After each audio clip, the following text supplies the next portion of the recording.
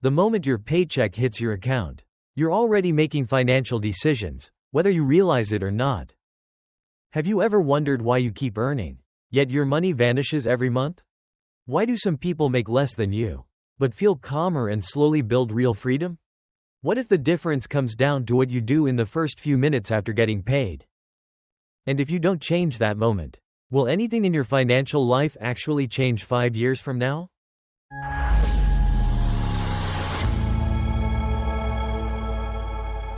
The moment your paycheck hits your bank account, your financial future quietly starts taking shape. Not when you spend the money, but seconds before that. In those first moments, your mind begins to assign the money a purpose. What you can buy, how much you can afford to treat yourself, what feels justified this month. The money hasn't moved yet, but mentally, it's already gone. That's how most people stay stuck financially for years without ever understanding why. The real danger isn't a lack of income. It's the absence of awareness in the very first moment money arrives. Most people don't manage money intentionally, they react to it. They know their paycheck will come. Bills will be paid. Life will somehow continue. But when asked where their money actually goes or why every month feels tight, there's rarely a clear answer. This is financial sleepwalking, moving through life without ever holding the steering wheel. Your paycheck isn't spending money. It's your future financial freedom, broken into monthly pieces. Every dollar is a building block. You either place it carefully into a system that creates stability, or you let it disappear into unconscious habits. There is no neutral choice. Not choosing is still choosing. People who never go broke don't do anything dramatic. They don't rely on luck or extreme discipline. They simply don't let that first moment pass without intention. They follow a routine, a system. It's not exciting and it won't impress anyone online. But it creates something far more valuable than appearances: calm. When you know where your money is going, fear loses its grip. Welcome to Financial Awakening. This channel isn't about getting rich fast. It's about becoming aware of how money actually moves through your life. If you want to understand why two people with the same income can live completely different financial realities, stay with us until the end of this video. If this perspective resonates with you, subscribe to Financial Awakening to support the creation of more thoughtful and grounded content. Before we move on, consider this question. When your paycheck arrives, do you take control of your money? Or does your money immediately take control of you? Share your answer in the comments.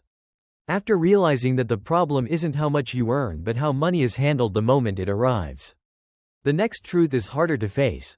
Most people do everything in the wrong order.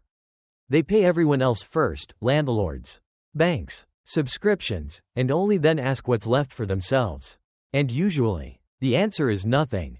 This approach keeps you permanently reactive. Even as income grows, financial pressure remains because money never receives a clear purpose at the start. It arrives, then gets pulled away by habits that feel reasonable in the moment. That's why many people earn more over time but never feel more secure. Without order, money disappears before it ever works for you. Reversing the flow isn't about deprivation. It's about redefining priority. Before money supports your lifestyle, it must protect your future. Paying yourself first doesn't mean living small. It means acknowledging that your stability should not be an afterthought. When part of your income is set aside intentionally, everything else becomes easier to manage. But control is impossible without honesty. Many people don't overspend, they simply mislabel their spending. Comfort turns into necessity, convenience becomes non-negotiable, and when everything feels essential, there's no room left to build anything meaningful. The truth is, not everything that feels good is required for survival. Learning this distinction doesn't reduce freedom, it restores it. Setting a boundary around essential expenses isn't about strict numbers, it's about mental clarity. That boundary creates space, and in that space, change begins. You don't need to eliminate joy. You just need to stop letting small, repeated decisions quietly dictate your financial future.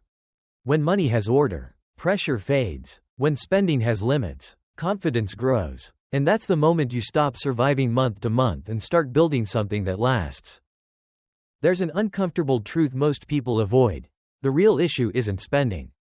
It's fragility. One unexpected event, a medical bill, a broken car, a sudden job loss, is often enough to shake an entire financial life. In those moments, People realize how dependent they've been on a single, fragile stream of income. Credit discipline and an emergency fund exist to address this exact fear. Not to make you rich, but to keep you from breaking when life becomes unpredictable.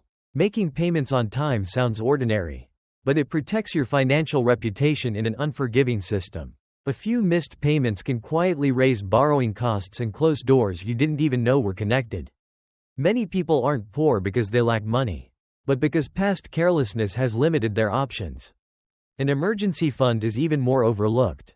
It doesn't feel productive. It doesn't generate returns. It doesn't create excitement. But its value isn't measured in growth, it's measured in distance from the edge.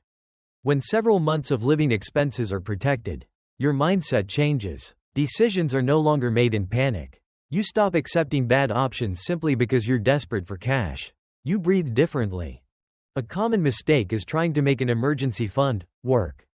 People want it invested, growing, doing something useful, but that's not its job. Its only purpose is to be there when everything else fails. It must be safe, accessible, and boring enough to leave untouched. You don't build wealth with an emergency fund.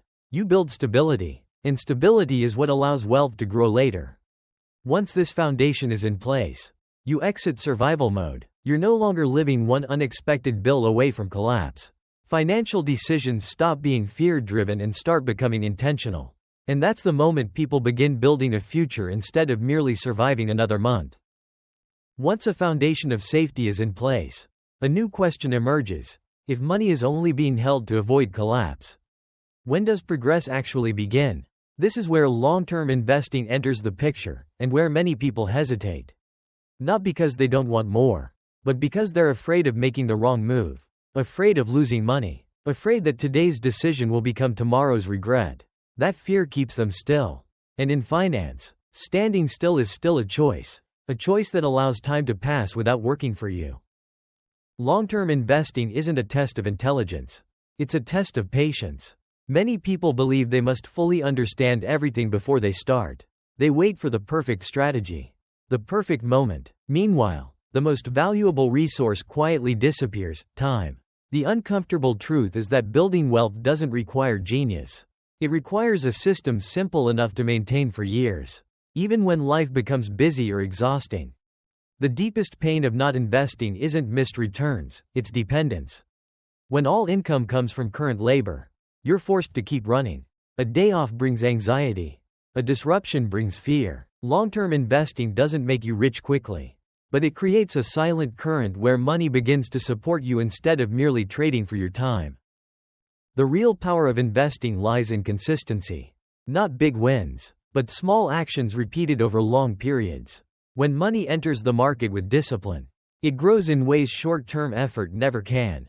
Sadly, many people miss this phase because they believe they've started too late, when in reality, the latest start is always tomorrow. Another barrier is the desire for control.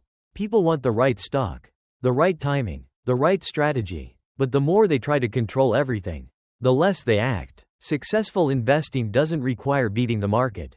It requires staying with it. The moment you accept that perfection isn't necessary, the door to real accumulation opens. Building long-term assets isn't a promise of wealth. It's a commitment to your future self, a decision today so that the version of you 10 or 20 years from now doesn't have to live under the same pressure you feel today. There's an uncomfortable truth few people want to admit. Most of us don't fail at managing money because we lack knowledge, but because we relied too heavily on willpower. Each paycheck brings fresh promises. This month will be different. This month will be disciplined. But life intervenes. Stress builds. Energy fades. And in those moments, willpower, the thing we trusted, runs out. Money gets spent emotionally, even though we knew better. Willpower is like a muscle. The more you use it, the more it fatigues. No one can maintain perfect discipline every day for years by sheer determination. This is where most people fail, not because they're lazy, but because they've placed a lifelong responsibility on something that wasn't designed to carry it. When money management depends on remembering, trying harder, or waiting for motivation, failure becomes inevitable.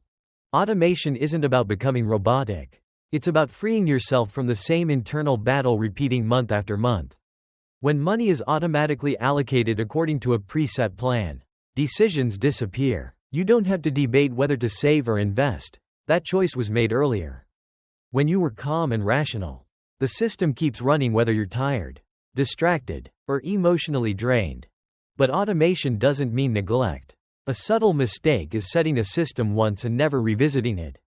While life continues to change, income increases, but savings rates stay the same. Debts are paid off, but freed up cash isn't redirected. The system still runs, but it no longer serves your future. A healthy system must be reviewed occasionally, not obsessively, but intentionally, so it reflects who you are and where you are going. This is the line that separates people who talk about financial freedom from those who quietly move toward it. One relies on inspiration, the other relies on structure. When money moves automatically, discipline stops being an effort and becomes the default. And when discipline becomes default, progress happens quietly. In the end, managing money isn't about tracking every dollar. It's about not having to think about money every day. A good system gives you space to live your life while money silently does its job. It may not look exciting, but it's the most reliable way to ensure you never return to the same exhausting financial loop. In the end, the most important realization isn't about numbers. It's a simple truth. Money never disappears on its own. It only follows the system you designed.